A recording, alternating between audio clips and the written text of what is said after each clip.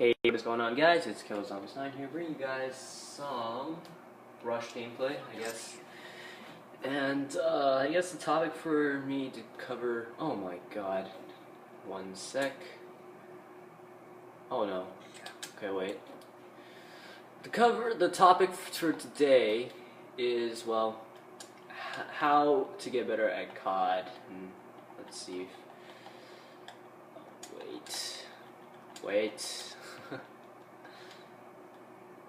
Oh my god. So, how do you get better at COD? And the honest truth is that, skill-wise, you can only get so good at COD. You got your drop shotting, your jump shotting, and then, your basic strategies of head glitching or how well map knowledge, and, what do you know? There's all that good stuff. And, how did I hit that? How did I hit that? Okay. But yeah, map knowledge, that's a big thing. I really like Rush. Rush is it is like my favorite map now. It is so good. I like it. But anyways, that's aside from the topic. So there are two main things to becoming a better COD player. First thing is connection. If your connection sucks, you're gonna have a very hard time playing Call of Duty. It's just that simple. I mean, Call of Duty is very heavily connection based, and if you have a bad connection, you're gonna have a really hard time playing Call of Duty. I mean, it's just that simple. For those guys who don't know what lag compensation is, I don't have a very good idea of what it is, but the gist of it is just basically what happens is you just pretty much just have one host, the player host, the guy who hosts the game, and then, everybody's connection is kind of based on him. And if he has a good connection, everybody kind of has a good connection, and it gives everybody a good time, so, yeah. And thing is, if you're host, you become current time, and by current time, I mean, you basically become, you become ahead of everybody. Basically everyone connects to you, and whatever you see on your screen is exactly what's happening. And nobody is ahead of you, everybody's behind you. If you're a host, everybody's ahead of you. Everybody's behind you. But basically, if you're a host, you get what we call a host advantage, and therefore you see people before they see you. And if you have a good connection, the game has a likely chance to choose you as host, and therefore, giving you a much bigger advantage over another. If you ever have turned a corner and this guy had a submachine gun or an assault rifle and he just put you down right away without giving you a damage indicator or anything, that is lag compensation. Lag compensation, it basically, that means the other guy saw you before you saw him, and on his screen, he was already shooting at you, while on your screen, he was just turning the corner. And that is one of COD's many big falters, and I left that thing on. But yeah, that is definitely one of the more frustrating things in COD, and that was pretty good. Triple quad, and that was pretty good. I like that. Oh, that was a quad feed. Someone broke it. Anyways, yeah, just keep coming. But yeah, connection plays a big basis, and I like to say I have a pretty good connection. I have 3-4 computers streaming things, like watching YouTube, uploading, downloading, and all that good stuff, and I don't have too much lag. I barely have any lag at all, and oftentimes I get chosen as host, which is the reason why I do as good as I do. But the second thing to becoming the better COD player is playing aggressively. If this game rewards the more aggressive player, right there, see, he turned the corner, and I think that was pretty evenly set up. I think that was well put. Look at that range. I like it. But becoming a better COD player, and that is, what was I gonna say? I lost my train of thought. God, man, I was looking at my super long shot and I lost my train of thought.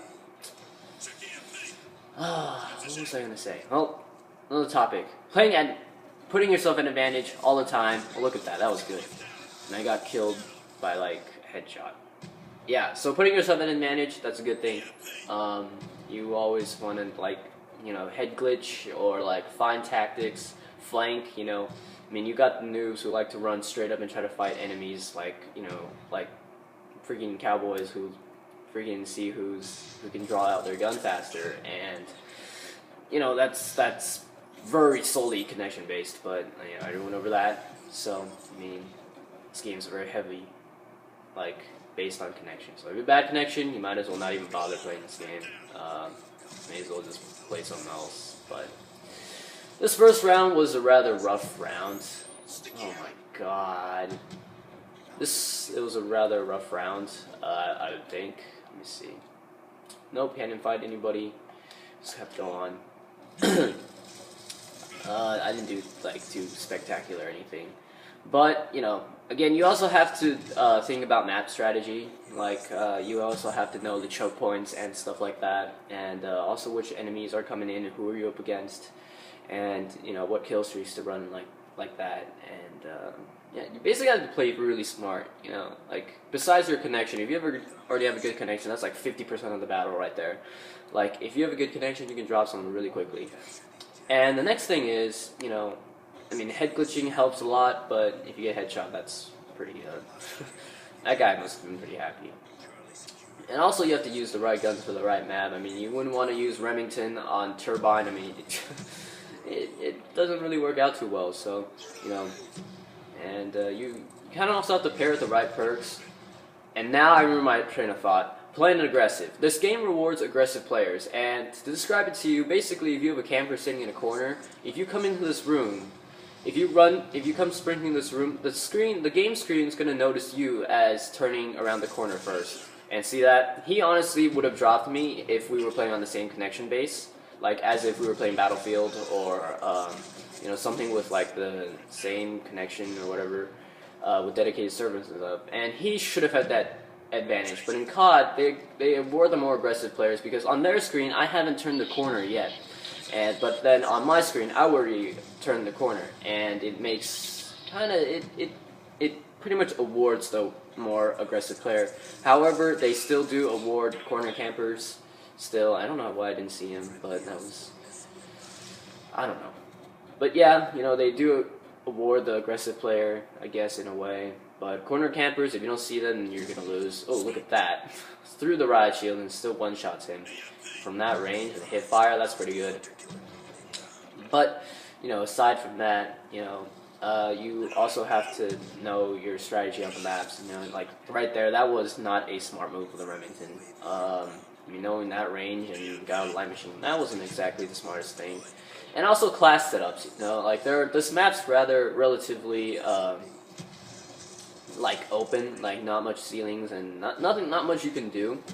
But you know, the idea is that you can run kill streaks that allow you to, you know, shoot through, like air kill streaks, you know, not something like dogs or anything. I mean, dogs are cool too, but they're only as strong as they can be. So I mean, they get you about 6-7 kills at most. I mean, my dogs usually don't do too much. That's why I don't run them. I prefer the Swarm because it gives you instant map control. They can't walk out. If they walk out, they're screwed. And if they spawn outside, they are screwed. And it makes life pretty easy. So another thing is also knowing where your teammates are. If you know exactly where your teammates are, it could give you a huge advantage. Like always sticking with your teammates may not be the best thing when it comes down to a lightning strike or a hailstorm missile. But, you know, when you're up against guys who, you know, back in Modern Warfare 3 like to run specialists, then you would know, I mean, where your teammates are huge. That is the biggest issue right there. Like, knowing where your teammates are is probably the biggest advantage you could ever have. I like to use my teammates as a cushion, you know, so that I know exactly where the enemies are. I mean, where my teammates are, I don't think there's that. I mean, at most, there's like 2 enemies near my teammates. I mean, I highly doubt that there's going to be, you know, enemy team with my team all next to one another and they're just going to be like fighting head on. I mean, it doesn't happen, and it's really rare. So also kill streak setup, you know, you got, I've never seen people who've like ran dogs, swarm, and VSAT, but their stats prove otherwise. You know, stats don't prove anything, but what it does say about you is, you know, your average. However, you could be a guy who likes to try to get gold on every single gun, and you know, not everybody's good with every single gun. I'm not good with every single gun, but you know, I mean, it's all there. But, oh my god, are you gonna keep inviting me? By the way, Sean, Gamer of COD, he does have a YouTube channel. I guess I'm gonna do a shout out for him since he keeps wanting to invite me. His channel is OOH Promise? I don't remember, but something like that. Maybe I'll put a link down in the description. And look at that, EMP, random EMP across the map gets the Guardian. Yeah, I do like me some EMP. And also another thing about a good player is that you would also want to have classes for all possible circumstances, meaning that you could pretty much go into every single game and prepare for every single circumstance. Now, you wouldn't want to have Ghost on every single class, because then if you're playing up against a group of guys like me who's using C4, that will be a very frustrating match for you. Trust me, I have given up on Ghost. Like, you can take a look at all my classes. Ghost is not in any one of them, and the reason for that is I believe in using C4 and I believe in playing objective. I mean, coming from a guy from me, I play with my friends, and most of the time they're the ones playing objective. And, wow, this is the wrong gameplay. Well, 20 deaths. Well, that was this is my first game on Rush, and I like to think it was a pretty good game. I mean, I had my moments, and it was definitely worth its time. So, I guess that will be that. Or maybe I'll just make this 2 episode. Nah, maybe I'll make a part 2 of this. But basically, connection, biggest advantage you could have when it comes down to playing Call of Duty and playing smart. I don't know if you guys have heard the Black Ops 2 rap from JT Machinima, but overall, what he said was the best weapon you could have is the one in your head, which is your brain. So if you play smart, you're going to have the instant advantage over anybody, and that is beyond a shadow of a doubt the best weapon you could have. So playing smart, that is like always putting yourself at an advantage no matter what is a good idea. Flanking is a good idea, and I personally like Flak Jacket. Flak Jacket is good stuff. Toughness is good stuff. Though toughness, a lot of people don't like it too much. But either way, it is what it is. So, hope you guys have enjoyed, and with that said, peace.